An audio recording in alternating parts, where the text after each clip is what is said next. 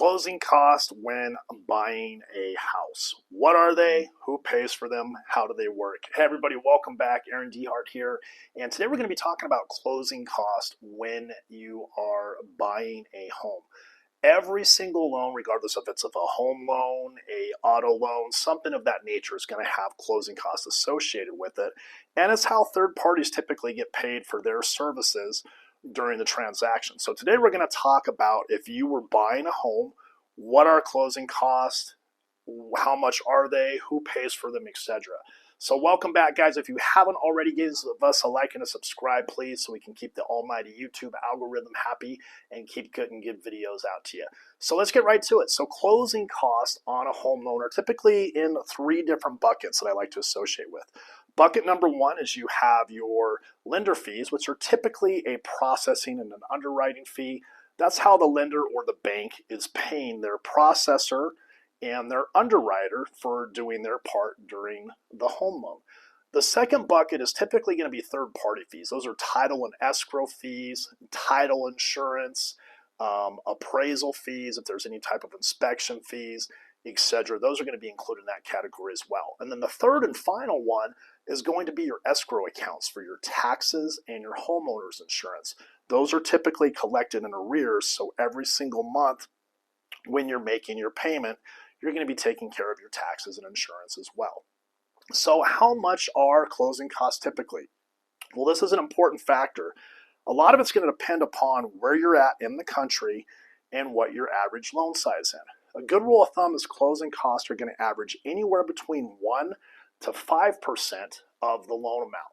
So if it's a smaller loan amount, say example, maybe like $80,000, you can expect it to be up towards that 5% range of the loan amount. So on an $80,000 loan amount, you would probably expect about $4,000 total closing costs. As that loan amount increases, you're going to see that percentage go down.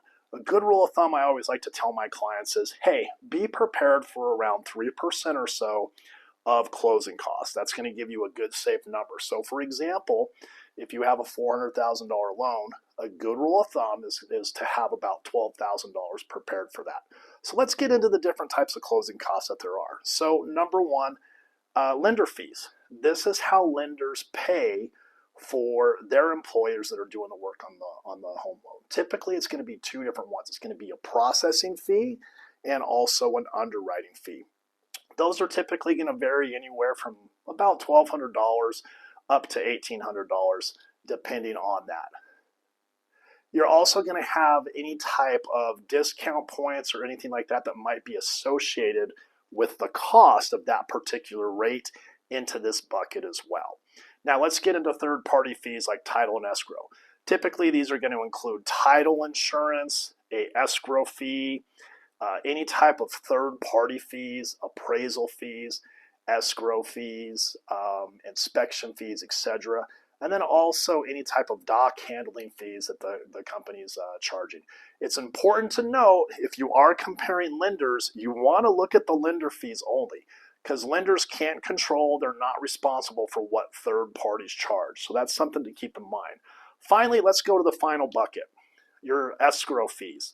So your escrows are going to be your taxes and your homeowner's insurance. Here's a good rule of thumb. You want to prepare depending on what state you're in and also what time of year it is that you're closing. You want to prepare for about 6 months worth of property taxes to be collected is a good rule of thumb. And then you want to prepare for about 15 months total of your homeowner's insurance premium to be collected. So they're going to collect an entire year's worth at closing plus about 3 additional months. Those are a good rule of thumb. Now, who pays for these closing costs? That can be literally split up into 3 different ways. It could be you, the buyer, that pays for pretty much everything directly, or a lot of times they're split 50-50. The sellers might be paying for half the closing cost. You're coming in with the additional 50%. This is where it's a good rule of thumb to have a really good realtor that is not afraid to negotiate and go in and ask for help in paying your closing costs. Depending on what market you're in, is it a seller's market, a buyer's market, you can ask for complete seller concessions, meaning depending on the loan type and how much of a percentage of the sales price of the home that they allow, you can actually get all of your closing costs paid for. You just have to get with a really good lender and a really good realtor that know how to put that together, present it to the selling side guys, and be able to get that accepted for you. So that's a good rule of thumb. Make sure you're asking up front and you're getting in detail a good idea of what the closing costs are. I like to use a program that I've used for years called Mortgage Codes. It literally allows me to put the information in, and it'll give me a good idea of what the worst case scenario total closing cost, meaning cash out of pocket for you, is going to look at. I've literally done thousands of them where I literally have gotten it to within a few $100s of what the final numbers are at closing. So guys, if you ever have any questions about closing costs, please feel free to reach out. Again, we got 3 buckets. We got your lender fees in bucket 1, title and escrow fees in bucket 2, and then finally your escrow accounts for bucket 3. And a good rule of thumb, depending on where you're at in the country, what your loan amount size is, you want to prepare for about 1 to 5% of that total loan amount that you're borrowing to prepare for escrow. So remember, when you're buying a house, like I've always said in all my other videos, you want to start the process as early as possible, guys. If you're looking to buy a home in March, April, May, and when this video is being made is December 2nd, 2024, you want to start the process now, guys. The earlier you prepare, the more time you have to work on things and the less surprises there are. Everybody, thanks for watching. Please give us a like and subscribe below, and we'll see you soon. Take care.